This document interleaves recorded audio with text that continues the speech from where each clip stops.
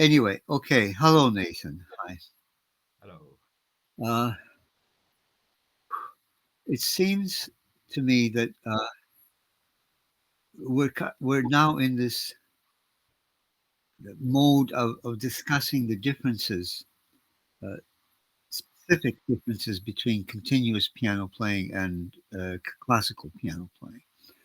And we touched maybe some of the uh, more deeper aspects of it earlier, but uh, after seeing and listening to your performance there at Magdalen College there at Oxford this week, uh, it has prompted me to realize, first of all, how your playing has developed, and this reflects the differences because you are uh, experiencing and you are living and learning the difference between continuous music and the other stuff.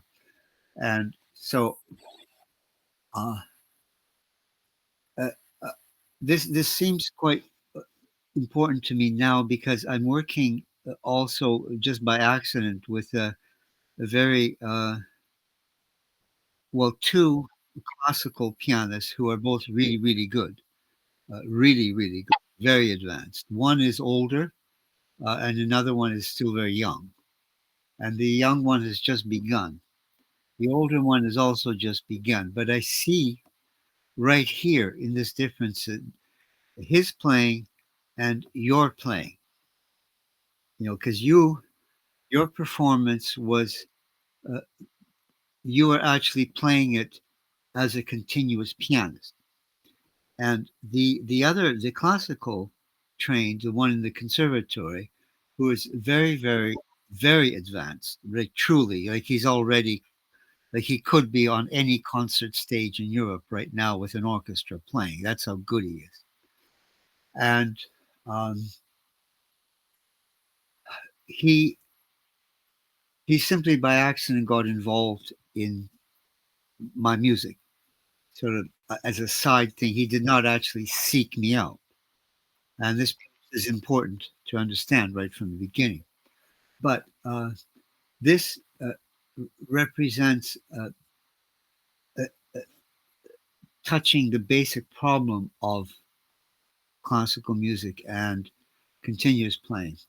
Uh, but let's put it simply, like let's go right to the very basic difference between your performance and his performance, because he could very well do the same two pieces. You did Cloud 81 and Passad, Cloud Passad number three. And he could very well play them both. Uh, he would in no way play them the way you did. And they would sound maybe to people quite similar. He might play at the same speed you were playing, maybe. But it's doubtful he may continue it with the length that you played it because you have developed now a strength, an inner strength. People say, "Oh, it's stamina." It's not stamina. What you're developing is a strength that other pianists do not have. And but anyway, I'm diverging a little bit here because the main difference being you in your playing were actually physically involved in the piano and in the sound that you were making. You were living the sound, you were creating it, but it was living for you, and your living hands, your living body were generating this life into the flow of the music. Now, the classical pianist would not do that. They have uh, this is not perhaps I should not use the word defect. It's a difference because what they do is necessary in order to play these different concertos and sonatas.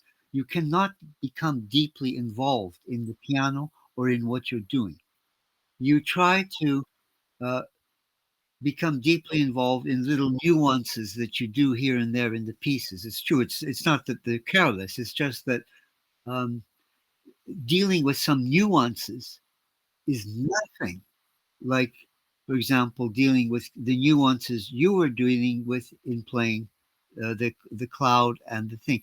There, the nuances are coming like 50 a minute, whereas the classical pianist is dealing with nuances maybe once every 3 or 4 minutes, maybe sometimes a little bit often, but the continuous pianist has to do 1,000 times more nuances or does them naturally.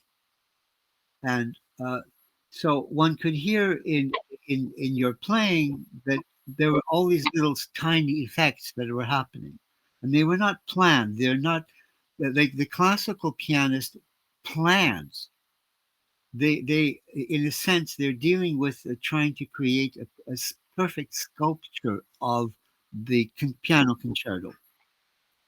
And so they will plan, okay, this little tiny phrase I should do, I will create this nuance with it. And so it's all planned ahead and it's all very carefully done. And this is not bad. There's nothing wrong with that. But the difference here is that you were creating all of these nuances immediately on the spot. So in a sense, you are improvising the creation of the music. Right? The matter you have is very simple. You have this row of notes, and you're playing it, but the creation of it is really up to you, and it happens at the moment.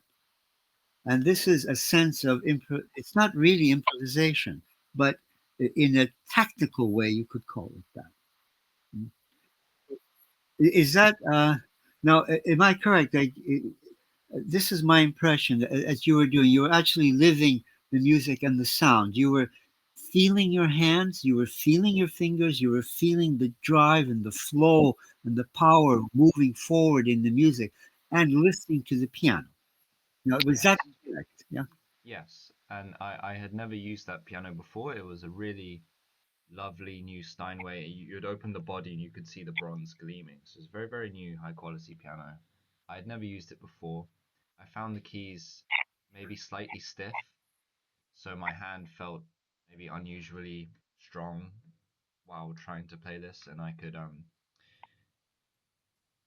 somebody recently made a comment to me about that when I play in a very driving way, that you can hear the hammers. And so that made me a bit conscious. And then when I was playing this piece, the audience couldn't hear the hammers. I couldn't hear the hammers, but I could feel the hammers underneath the keys. So I was very interested in that touch. It's like I could feel them inside the piano Yeah. as I was playing. So my mind was mostly on that touch because it was quite a strong piano and these are quite soft pieces. So that's mostly what I was focusing on. Other things like handling the speed, that was just purely emotional. I Mhm. didn't, as you say, I didn't plan that. I didn't Mhm. plan any of that. But there were many nuances that you did um, that, well, to me, they were audible. But it's interesting you speak about that feeling the hammers hitting the strings. Um, this is another one of the enormous differences between this conservatory uh, phenomenal pianist and a continuous pianist like you or like me playing, because they never have the chance to feel their hands, to feel the hammers, to feel the piano. See, you are coming to that level of continuous playing where you actually begin to feel the piano in your hands, and you're actually um, modifying, or not modifying, but you see how tiny little differences in the pressure on your fingers and your touch can create in the sound. Uh, the overtones, you're listening to this.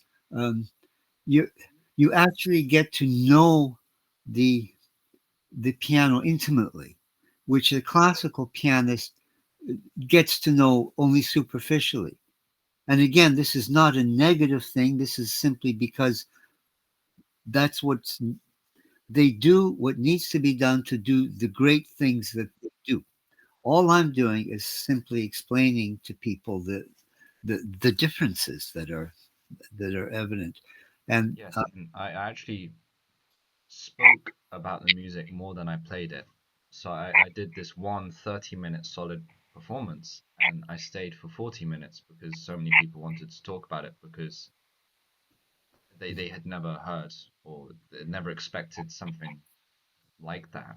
And um, it with the hammers, it wasn't so much that I could feel, oh, let me press this very hard and I can feel the hammer. It was more like the hammers felt part of my fingers, is how it felt. that's wonderful to hear, and it's also um, a beautiful thing about continuous playing that uh, comes with playing this music, and I'm really really happy that you're experiencing this depth of contact to the piano already. You know, because you haven't been playing that long, only 4 years, I think. You know, so it's quite it, thrilling for me. That would be the word, thrilling. But the there's another thing.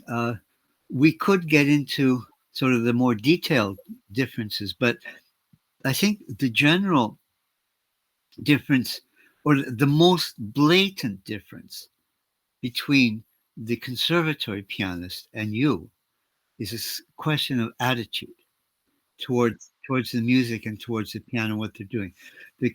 The classical pianist, the sole purpose is to be able to play the notes. And once they can do that, they think it's all over, right? Because basically, yes, if you can play the sonata well or the concerto well and play all the notes and you play them brilliantly and lovely, that's all that's all that's needed, because the music is already there. Like basically you're basically a machine recreating a perfect sort of like basically the pianist becomes I don't know if people don't know, but like in the 50s there was a very big thing with paint by numbers, which was people could get nice paint, like you would get a sheet of paper with tiny little like all lined out with numbers, and each number represented a color thing, so you would have those colors, and in the end you would have a very quite a nice painting, you know. But so this was so basically the classical pianist is in the classical world simply a paint by number robot who fills in all the colors in the right spot, and the result is a glorious perfection of Beethoven's piano concerto or Bach's piece or Schubert's sonata or whatever the piece may be. You basically are a paint by number robot. You paint, you put the notes there where they're supposed to be, and wonderful. Of course, you add a touch of emotion. Of course, it's not completely cold or ridiculous. I mean, obviously, there is a human. Uh, the classical pianist will give some emotive coloration to things, etc. You know, of course, they're going to do that, and but basically, uh, right at the ground, that's all they are, is a paint by number robot. Whereas a continuous pianist, like yourself playing, uh, you're actually having to create the colors. You actually having to place them in spots. Even though the notes are written, they are basically meaningless.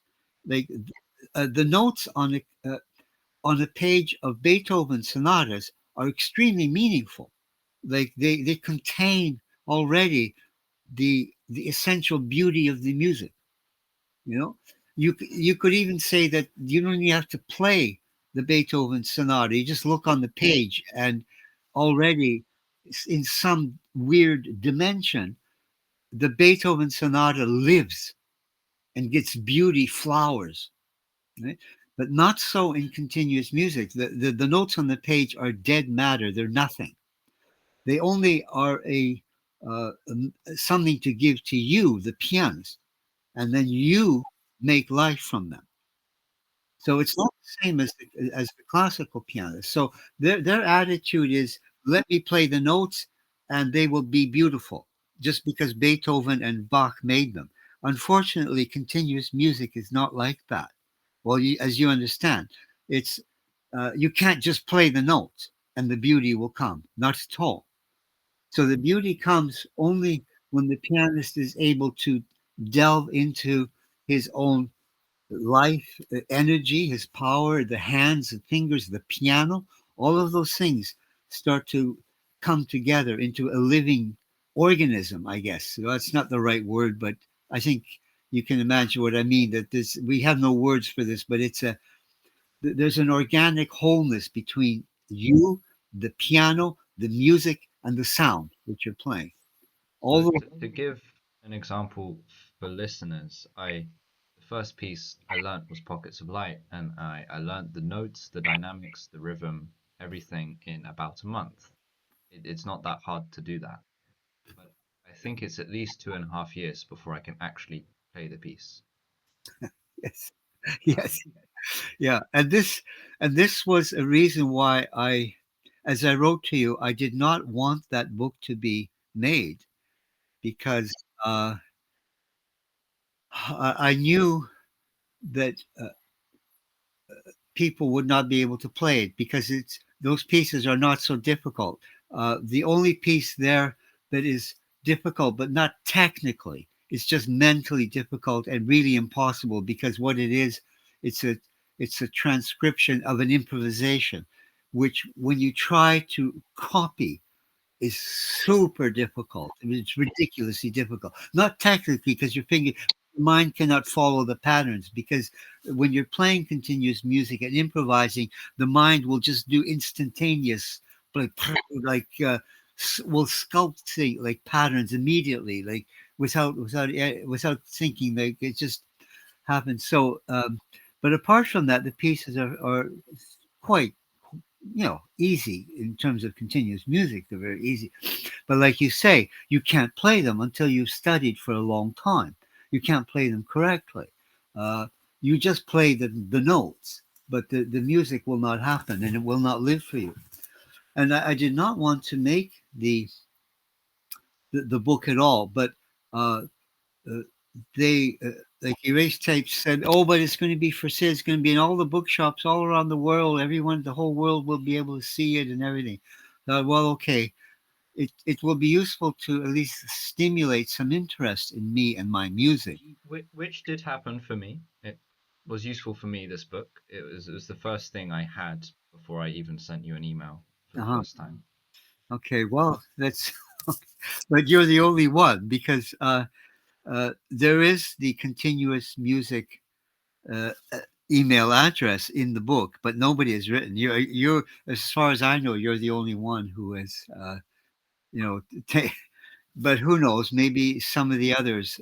But considering worldwide, it's not very good result. I feel that it was the negative things far outweighed the positive, probably. But who knows? I'm not the best judge. But anyway, what you bring up, the fact that it took you 2 years, even though you could play the notes already after a month, it took you 2 years to be able to be able to control and actually manage the sound and the piece. And this is something that other people don't experience, don't know. I mean, to be honest, there are still things I could improve about it. I mean, I notice when I play that my sound is sometimes a bit too energetic, like when you do it, you manage, you like to use this word supple a lot, and I Yes, haven't found that yet, you know? So there are still things, even after 4.5 years, there are still some things I could do with that piece that but yeah. Nathan, the this is interesting. You mentioned the word suppleness because uh, this takes quite a while for the hand to become supple. You have to imagine what this really is. We're in a sense, continuous music is Tai Chi for the hands. is in a sense one. See, Tai Chi is the entire body, but and of course, continuous music is also the entire body, but still, the it's a sense where does the suppleness appear? In the Tai Chi, it appears in the center of the body. In continuous music, the Tai Chi will appear in your hands. And if you consider that it takes a very many years to become a Tai Chi master where the body is supple, the whole body becomes like basically like air or water. A Tai Chi master's body is not like yours and mine. It's it's a phenomenal entity, and it took years for that suppleness to be achieved. And the same thing in the hands. Even though the hands are much smaller, we think, oh, well, it took years because the body is much bigger. No, it does not matter. It has nothing to do with the size. The suppleness is a profound change in the livingness of this part of your body. And the hands, uh, even though they're just a small part, take just as long. So they'll take years. So 4 years is not, you should not be surprised that your hands do not have yet achieved such so much suppleness. But I would say they're very well on their way. You, you did mention at the end of the last one that we should also talk about pattern work because I think this is also very related to differences. So let me justify this for listeners. So on Tuesday, I of this week, I presented Pockets of Light to a very, very distinguished concert pianist. I'm not going to give her name because I don't think it's relevant, but very, very, very distinguished. And there was like a masterclass. She gave some comments about my musicality. She's very insightful. All the rest of it was obviously very well trained. But when she played it a little bit herself to get a sense of the piece, even the patterns in Pockets of Light, which are very simple, I mean, really, the simplest example that you have, it's just 4 against 3. That was quite difficult, especially with there's an instruction in the score to play with a duple rhythm, not triplets. And she said, Nathan, I could hear that very clearly. You did that very well. You did duple rhythm the whole way through. But for me, this is incredibly like strenuous to Yeah. manage it and everything. So even simple patterns can be very difficult for concert pianists, Yeah. which is interesting. Yeah. Uh,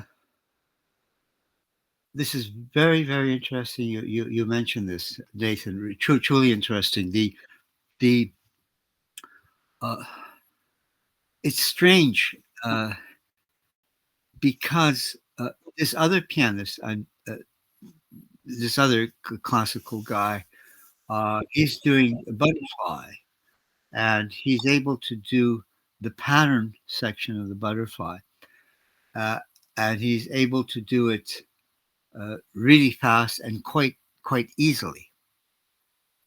And I'm realizing what you say about your experience with this pianist. Um, I think the difference is uh, she does not yet have control over her power. You know, this guy controls his power. She is not. She still has to discover it. I mean, I know that she's playing extremely like advanced piano concertos, I'm sure, and everything like that. But this is also very relative to our discussion today about the classical pianist and the mentality of the classical pianist. Uh, that they satisfy themselves with just playing the notes, and they miss a lot of the things that you have discovered now about your hands and about your playing, and also about your power. Because to have played that concert that you did required a tremendous amount of power to be, constantly there in your hands, and you're giving it into the music, and and the classical. My problem is that I it remains to be seen whether this guy who has the power will actually feel it and bring it into the music. I think without me telling him or trying to explain that to him, I don't think it will happen. I don't think the classical pianist will do it on his own. But They, I am very pleased that you have a distinguished concert classical pianist also working with you. This is good for me to hear anyway, and it'd be interesting for me to talk with him later. yeah. However, I have uh, my impression is that his focus is on playing piano concertos, with orchestras. That he's focusing on the career of that, and I think this playing of Butterfly is simply an aside. I could be wrong, but we'll see. Uh, the I'm I'm I'm very very happy that this pianist that you played for and that who tried it out. Uh, I'm actually happy that she had a hard time because it might uh, sort of make her think, well, that's pretty good that they was able to do that, and I can't. Okay, let me see what's going on. But it's uh, it's not just a mental trick. Like the the continuous music is a holistic uh, event or a holistic process within the pianist. So it's not just, oh, you relax your mind and suddenly you can do the patterns. It's more than that. It's also connected to the suppleness in your hands and fingers. That requires a certain degree of physical response from your body, from your hands into your mind, so that the patterns can flow. Um, and eventually, the patterns sometimes, well, not often, but sometimes get quite complex. And this is good, but they're not as complex as Indian music. For heaven's sake, I mean, there's nothing so complex as the rhythmical patterns in music from India. It's insane. Like I don't. Uh, it's remarkable. It, it's also quite interesting that when you hear the Indians speak, um, they speak so fast and they speak like a rapid drum roll of consonants and vowels, just right. And the music that they create is so complex. It's insane. They, we Westerners, um, uh, it's too difficult to manage. It's whereas they simply can flow with it very naturally. So, but this is also holistic because it's part of their metabolism, part of their soul, part of their the thing. Um, so, continuous music uh, hopefully can be reached like like gradually. One just do it. Easy things and a little bit harder. Um, Now, uh, you've already been doing the 12 note right hand patterns, haven't you? Yeah, which are they're not difficult, they're not complex, but they represent a certain level of sailing with the wind because those 12 notes become one object with the thumb. Yeah, like it's sort of like uh, it's like rowing the boat, and like the thumb is when the oar dips in the water and then you lift up and then you're in the air and the oar is moving through the air and then it dips again and like but it all in a completely perfect time movement, with no changes of tempo or anything. But speaking of this analogy, because I don't want to be much longer, just because the thing about patterns, let's save this for the next one, okay? Because I I was uh, I wanted to talk about this difference between this attitude of the classical and your attitude. and what you are actually experiencing, and what the classical pianist is missing when in their attitude. But I have thought of this analogy, um, that uh, for like the classical pianist is sort of like a person walking from point A to B through a city or through the countryside. Let's put it this, through the countryside. And the sole focus is making, he's counting his steps from point A to, let's say he has through the woods, he has to go like a half mile through the woods. So he's counting his steps and following his steps, looking at the ground, following his steps to point B. That's the attitude to the music, because he knows that um, he has to follow the steps for that beauty to be alive.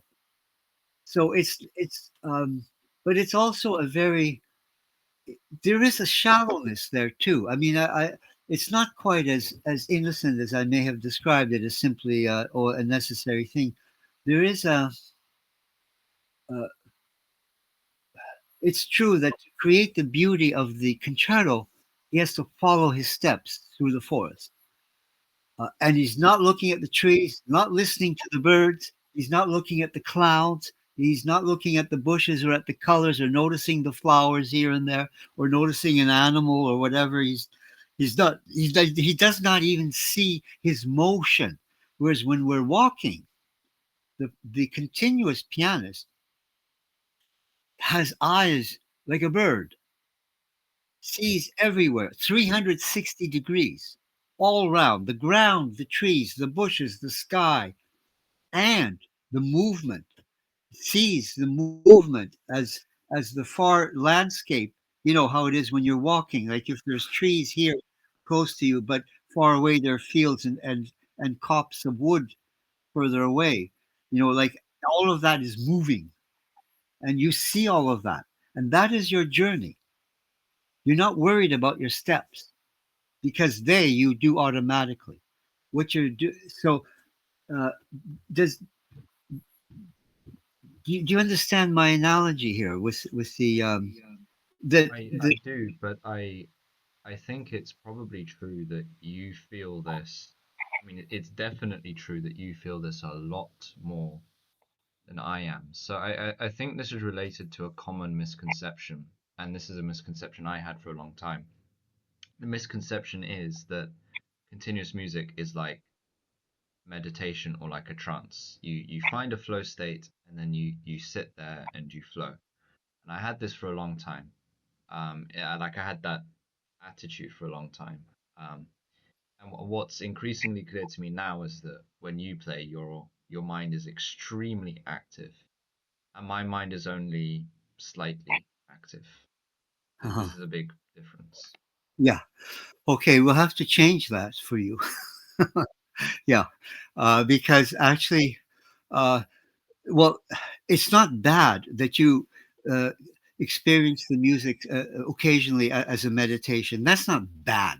That's in fact actually very good and perhaps even very necessary for your hands to develop and for the energy to grow and for you to become uh, in touch with the inner power that's within you.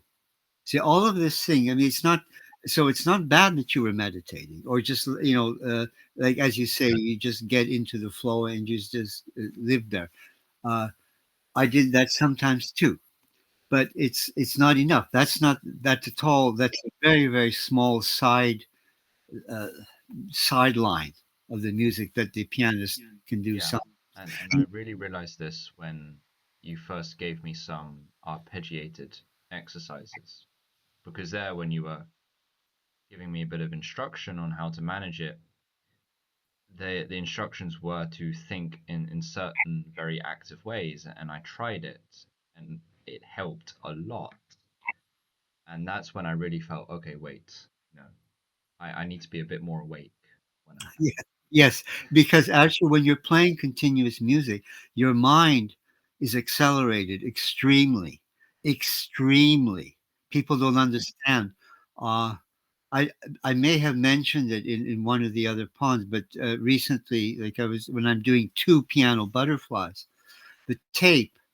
I have no idea. Like the tape is running, and I'm playing with the other piano, and we're talking about 1/16 of a second or less, probably 1/30th of a second. When I hit the last note of the tape, I already hear that there's no more notes, and I stop. So I stop. So you can imagine how accelerated my mind is working at the time, even though this is a very, very mysterious thing, because even though it's accelerated and is working like 1,000 locomotives going, it's actually floating at the same time in the state of meditation. So it's a very strange um, state of mind. It's extremely active with extreme like uh, I cannot explain to people, and I'm afraid to actually, because I might frighten people, but uh, because it is very much like martial arts, like the movie Hero, where where these martial artists masters do things that are hundreds of a second long. And people in the West say, well, this is not part, this is just fantasy. It's not fantasy, because I, through continuous music, can experience that. Although, again, that is not the goal of continuous music. That is not why one should play it, in order to be able to achieve this 1/100th of a second speed of thinking, because it's phenomenal. It is absolutely phenomenal, and it cannot be expressed. It's sort of um, there's a there's a Walt Disney. Oh, I don't know. Maybe it's not Walt Disney, but there was a, so an American folk tale about uh, a man who went to sleep, and he slept all night, and when he woke up in the morning, it was like 50 years later, you know. But he had only slept one night, literally, you know. And so this is what it's like.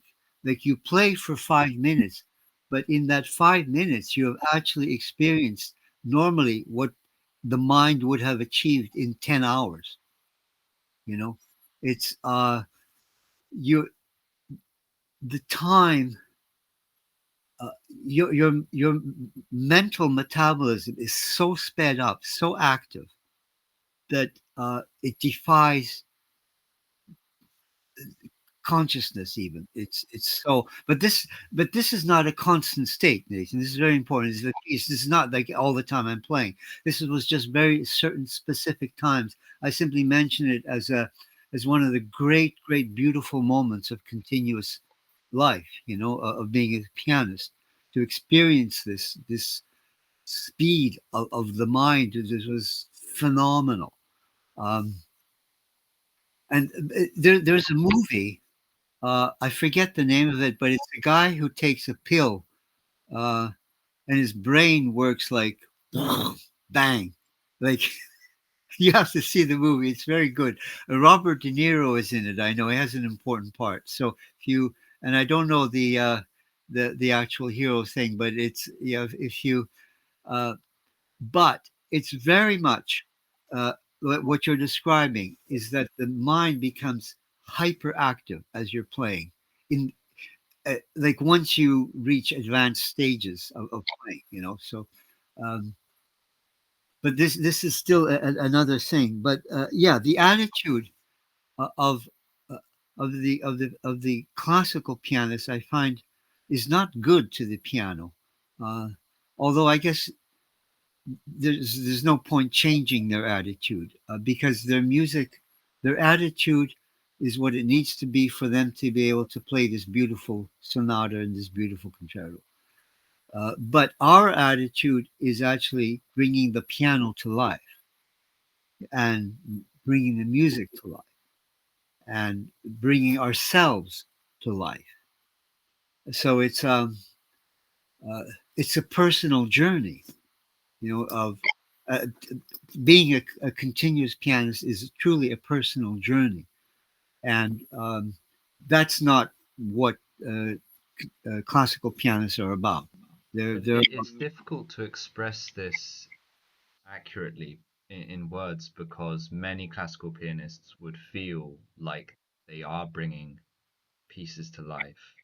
Like the difference sits in some subtle. The difference is at some subtle level that is difficult to put into words. But I definitely know what you mean. well, a classical pianist never plays the piano, never. They don't know what it is to play the piano. They play a piece. They play the concerto, but they're not playing the piano. The piano is simply a machine that is used to for their fingers to make the concerto work. Right? This they may feel that's very cold and very brutal, but it's not. It's simple. It's simply the brutal truth that the piano is of no interest to them because what's of interest is the beautiful sound of the concerto when they play it, which the piano is creating for them. But they don't ever have a chance to enter the world of the piano and its sound because they don't do because only continuous music. Well, I don't know if that is the only way, but it's the only way I know of where the piano actually becomes an important element in your playing, and your hands, your touch to the keys, your contact to the piano is so very important. It's not for the classical pianist. For them, the important thing is to make the piece, and of course make it beautiful. But um,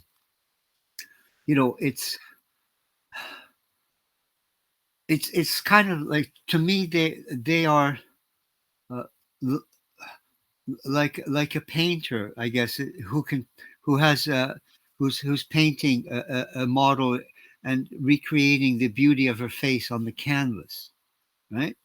And whereas the continuous pianist does not do that. He does not create. He does not paint the the model's face onto the painting, onto the canvas. What the continuous music is make a copy of her face living, living on the canvas. It's not a painting anymore. It's a living face that is in the canvas. That's the difference. Does that make sense to you? It makes sense to me. I mean, I always in these interviews, I I enjoy them and I understand what you're saying, but I've got half a mind slightly worrying about how to make things approachable for an audience. I think one should not worry about that. I think that people will understand what they will understand, and the important thing is that we can discuss, and the important thing is that people can hear these things about the piano. Yes, I agree. I mean, the main motivation for recording these is so that people can hear you, which they so rarely get a chance to do. Yeah, especially well, because yes, and anyway, I think I'd like to limit these because people won't listen too much long. But anyways, maybe it's good we end this now, okay? And next time we must promise each other that we're going to talk about pan because this is very important. The the whole the origin of this music comes out of the pattern playing. And we're not talking about musicality or the like the this world of the music, like as an abstract music. I'm talking about the actual what you're experiencing in your hands and in your mind and in your soul is originating in the patterns. Okay, so this is very important that we start talking about it. Okay, so next time then. Okay, Nick. Anyway, it was a great pleasure to hear you play and to to talk to you about this. Now, Yes, thank you very much. Okay, see see you. you next time then. Okay, bye. Bye for now.